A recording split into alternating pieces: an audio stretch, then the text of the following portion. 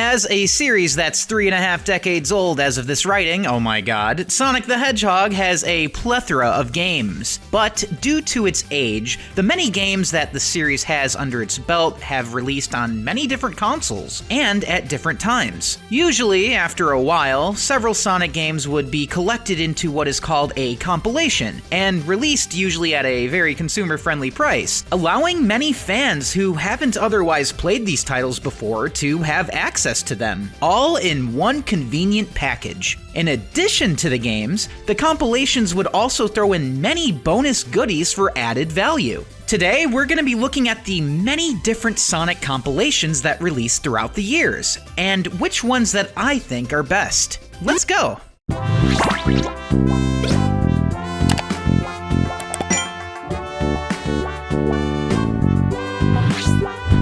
Before I get started, I do want to take a moment to thank my channel members. This video shoutout goes to Manu Horse. As always, I really appreciate you, Manu. And if you'd like to have your name featured here and have a possible shoutout, please consider becoming a member by hitting the join button. Also, I want to thank my patrons as well. The support means a lot, and it allows me to keep creating content.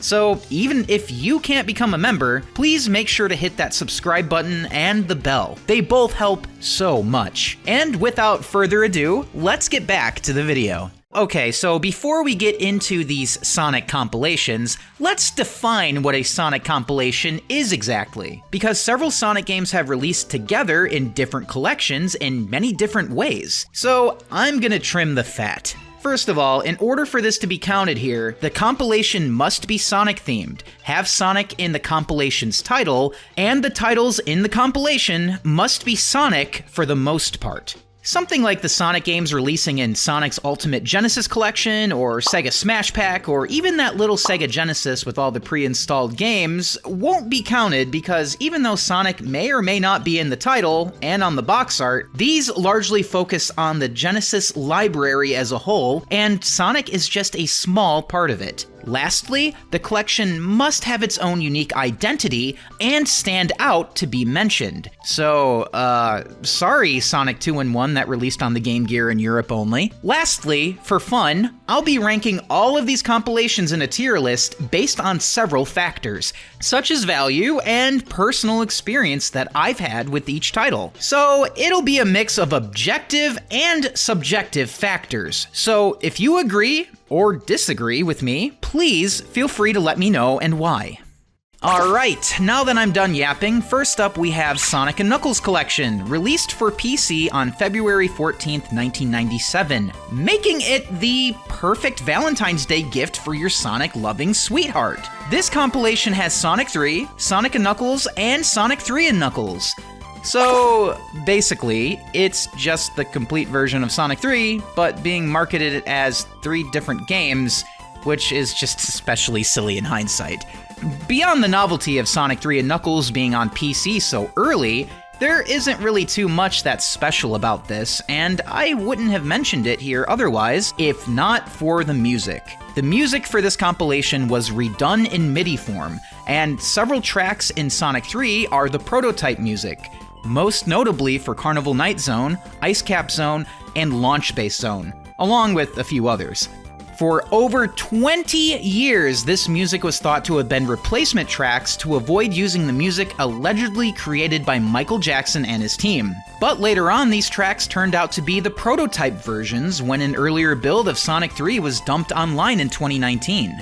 These tracks are okay. They're not that great, especially compared to the Michael Jackson tracks, but these songs they're okay. Not my preferred way of playing Sonic 3, but I mean, I guess they're fine. The one I remember liking the most was Launch Base, because it kind of sounded like a Pokemon gym theme. Anyway, I do remember getting this as a pack-in bundle as a kid when we first got our PC in 2001, and it also came with Sonic R and Sonic CD. Good times. Overall, I would give Sonic & Knuckles Collection a rank C. It is serviceable, and for the time it released, it was an incredible value. But the music definitely hurts it overall. Oh yeah, and here's a fun fact before I move on to the next compilation. Sonic & Knuckles collection is actually the Sonic portion of the infamous Sonic & Garfield pack. So unfortunately, I will not be listing the Sonic & Garfield pack as it's not technically a compilation. It's just more of a pack-in of an already existing compilation with some Garfield bullshit and another Sega game called Baku Baku, which I have never played. Next up, we have Sonic Classics, otherwise known as Sonic Compilation in Europe.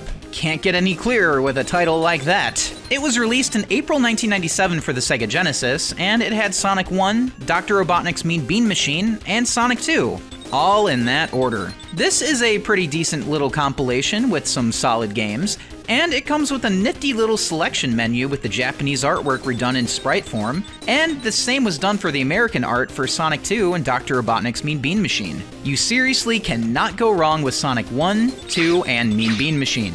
Other than that, there isn't really much to say about this one. It's the little menu selection art that gets it a spot on this list, if I'm being honest with you. I never did have this compilation, as I never knew that it existed until later. Even if I knew about this collection, I would have passed it up anyway, because I already had all of the games. Sonic Classics gets a rank C, given that when it released, it really was a convenient way of playing these games on the Sega Genesis, even though it released in the US when the Sega Saturn was dying. Definitely late to the game on this one, Sega, but I'm sure it was a cool thing to have at the time nonetheless.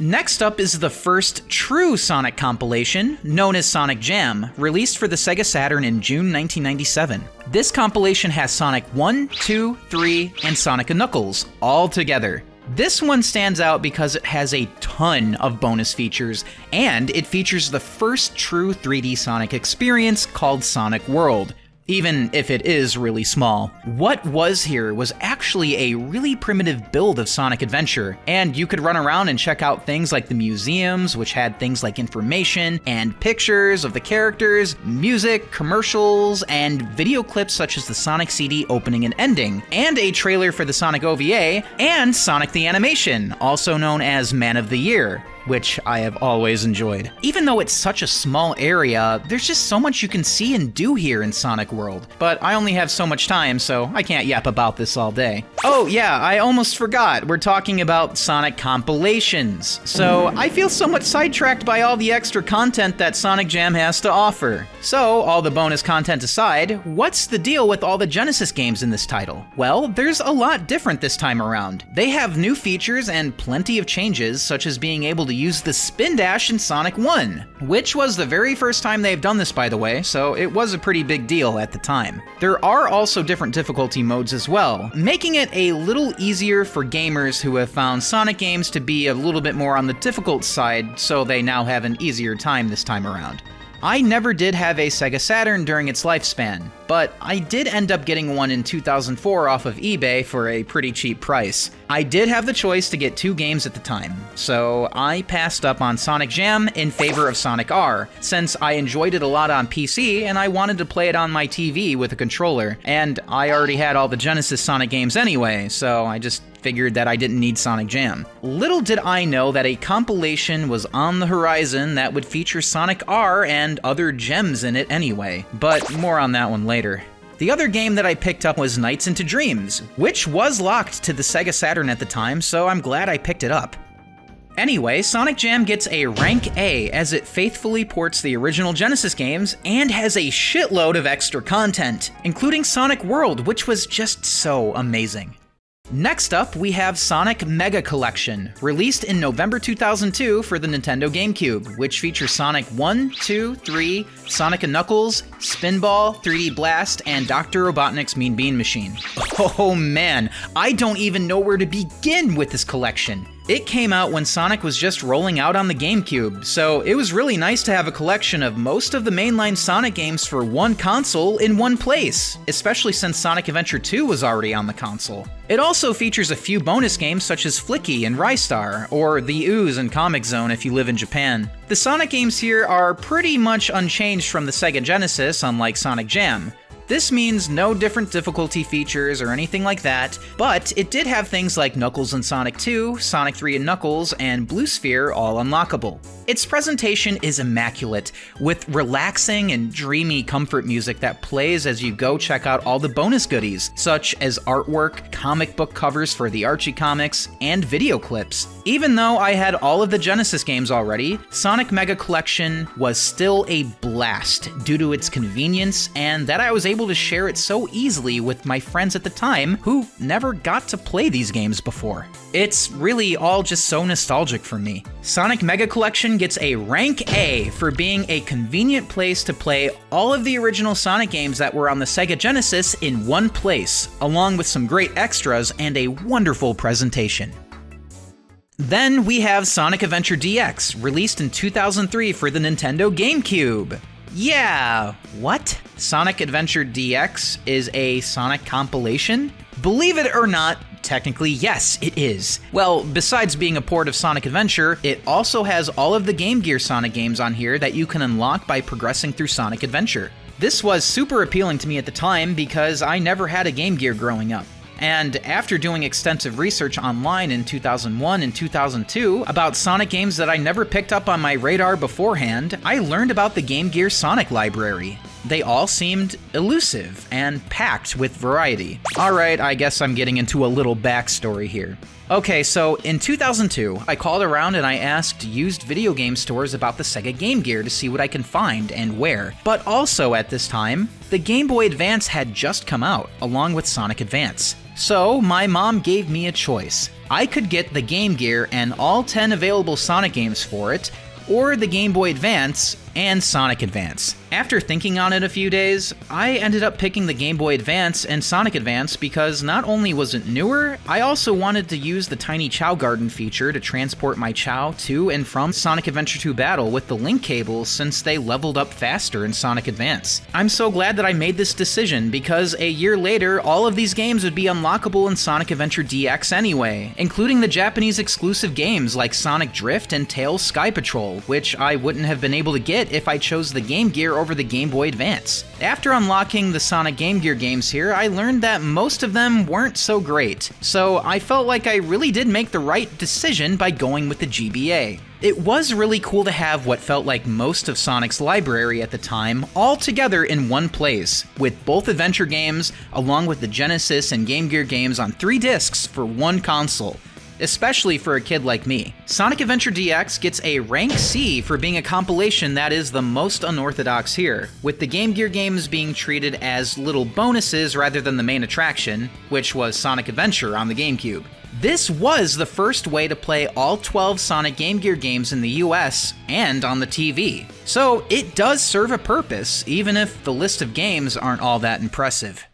Next up is Sonic Mega Collection Plus, released for the PlayStation 2 and Xbox in November 2004. This one is a slightly updated version of Sonic Mega Collection that released for the GameCube 2 years prior, but this time it had the Ooze, Comix Zone, and some of the Game Gear games. I had gotten my PS2 at this time to play Sega Superstars, so I did end up getting Sonic Mega Collection Plus along with it since it was affordable. But even then, this one didn't really interest me all that much because I already had it on the GameCube and all of the Sonic Game Gear games were on Sonic Adventure DX, not just half of them. So I'm sure Mega Collection Plus definitely had its place and would have been a blast to someone who didn't have the original Mega Collection and Sonic Adventure DX, but this felt really redundant to me. Because of this, I'll be giving Sonic Mega Collection Plus a rank C, as it's almost a one-for-one re-release of the original Mega Collection, and it barely adds anything new. Just half of the Game Gear games and the other non-Sonic games that were omitted from the original release,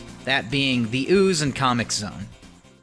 Next up is Sonic Gems Collection, released for the Nintendo GameCube in August 2005. This one is the true follow-up to Sonic Mega Collection, and is probably the quirkiest Sonic compilation so far. The 3 main games of this collection are Sonic CD, Sonic the Fighters, and Sonic R, so this was a really big deal for a couple of reasons. Up until this point, Sonic CD felt mythical to most of the fanbase at the time, since it was like only a select few got to play it since it was locked to the Sega CD for 12 years.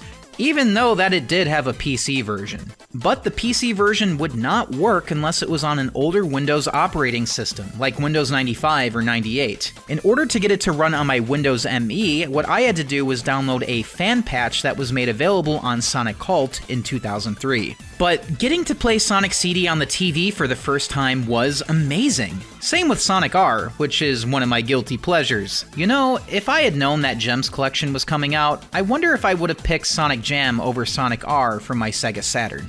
To me, though, the real star of the show was Sonic the Fighters, since it was the only game in this collection that I had never played up until Sonic Gems Collection released. I had seen and heard so much about it online for years, but I could never play it due to not understanding how to emulate it in the early 2000s. But even if I did know how to emulate it, I am glad that it got included in this collection, because using the GameCube controller to play this really made it a comfortable experience. Oh yeah, Gems Collection also included all of the other Sonic Game Gear games that Mega Collection Plus didn't include, so I guess they were supposed to match up with each other here or something? But what also makes it even more bizarre is that Mega Collection Plus was released for the PS2 and Xbox, and Gems Collection was GameCube only in the US, with only a PS2 version available in Europe and Japan. Oh yeah, and just like Mega Collection, the presentation here is crazy good. It's got plenty of unlockable artwork,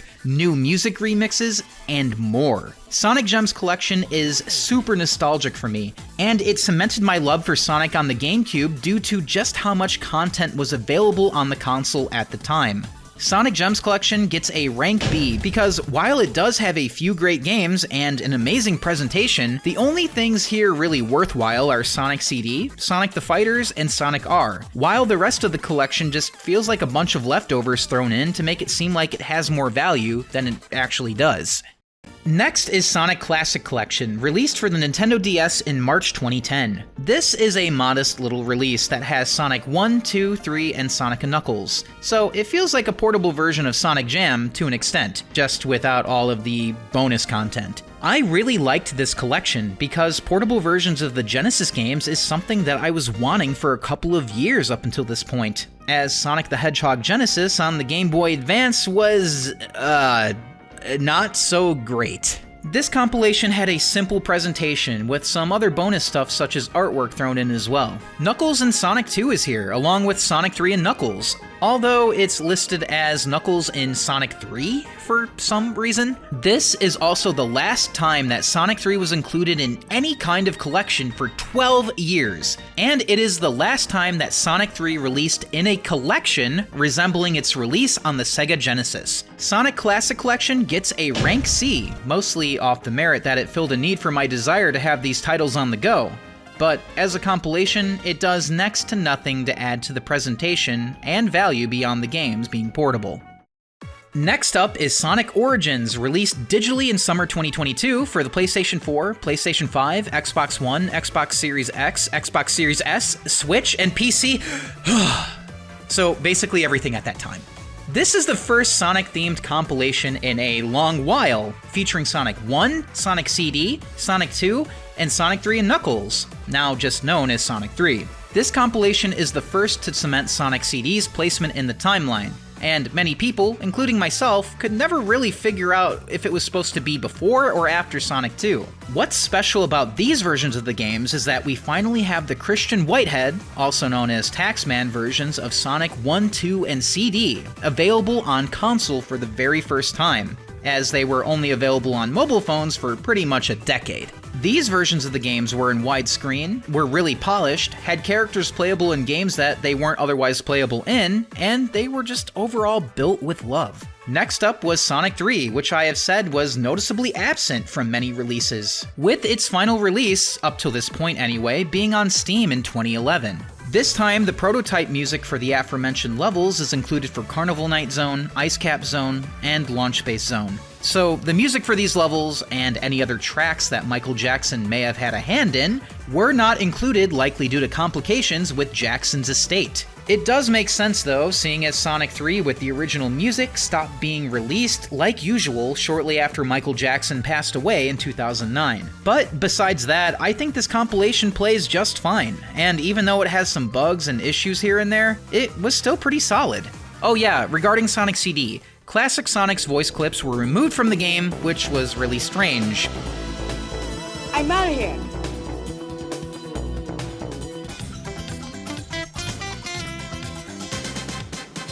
Even if I know the reason why. Also included are some brief animated cutscenes linking all of the games together, which I thought was a super neat touch. And it was really cute too. Looking at just the games on their own though, this feels like it has only half the content of Mega Collection. So it feels somewhat lacking. The presentation is kinda nice though, with the 3D animated characters running around and such. There is a museum for things like art and music, which is perfectly serviceable, but to me, it does pale in comparison to what Mega Collection had. Sonic Origins gets a rank C. While I appreciate its quality over quantity approach, it doesn't really add much beyond that. And Sonic 3 is finally here, which is cool, but it is not my preferred way to play it due to the music. The presentation is nice and cute, but they have done better before.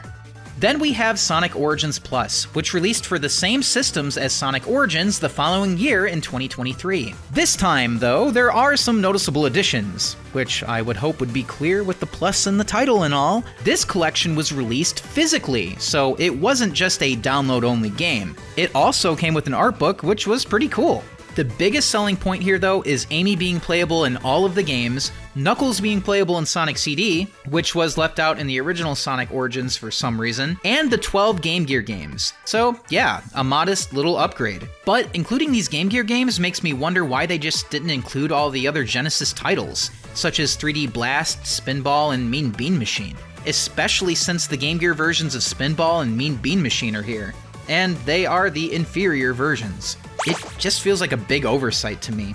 But anyway, all of these additions, especially playable Amy, felt like they should have been there to begin with. But hey, that's okay, I'm just glad we finally got her. Sonic Origins Plus gets a rank B as it adds playable Amy, which was just a glaring omission from the original Sonic Origins. And the Game Gear games are back yet again to justify a plus release. But at least this time, it got us a physical release. And that is all of the noteworthy Sonic compilations I wanted to talk about today. Which Sonic compilations did you like to play a lot as a kid, and what were your favorite memories with them?